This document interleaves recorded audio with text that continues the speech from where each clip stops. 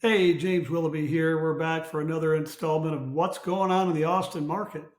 And we're now in spring break, so we kind of felt that over the weekend with fewer showings and, quite frankly, not a lot of action. I guess there's a lot of stuff going on downtown and a lot of people that left town. So if you're at South by Southwest, that's great. If you're skiing on the slopes, that's probably even better.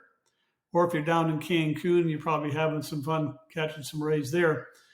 But there are some people still here, like myself, and we had kind of a slower weekend than usual. But as far as for the week ending on Sunday, what I want to report to you is in the last 7 days we've taken on another 855 listings. Yet we put 832 under contract, so that's pretty good, and so that's reflected on our total inventory sitting around 7,600. It's edging upward, which I would expect it to do this time of the year. We should be gaining inventory now. What the truth will be told when we see the number of homes that are going on the market get gobbled up, and that's quite frankly that's the next graph here because it shows you that the green are the homes that are coming on the market, and you can see that this year, or this week rather, we had slightly more new homes, new listings come on the market than went pending.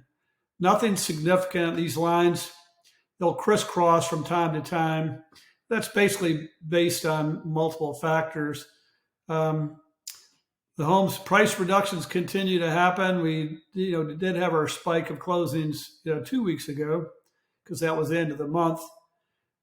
Failed listings, we're seeing fewer and fewer listings fail. The big graph that I like to show people is, weeks of inventory. So here we are, we're still bouncing around under 10 weeks of inventory and have been really since the end of January. So that's good. That's really good for a seller.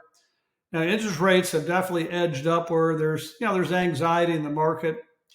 I know there's a lot of stuff in the news about the bank that just failed in Silicon Valley Bank, but based on what I read, it's kind of an anomaly. You had a bunch of people with deposits that they had reinvested their money into basically low interest rate bonds. And when they came to get some money, they had a run on the bank, and the bank had to start selling the assets at a reduced price, and then they went insolvent. So that is not the general health situation of banks. So do not be super concerned about that. And then we should have for you the median sales price for February, since the month ended in February. We'll report on that next week. So until next time, let's have fun for spring break, and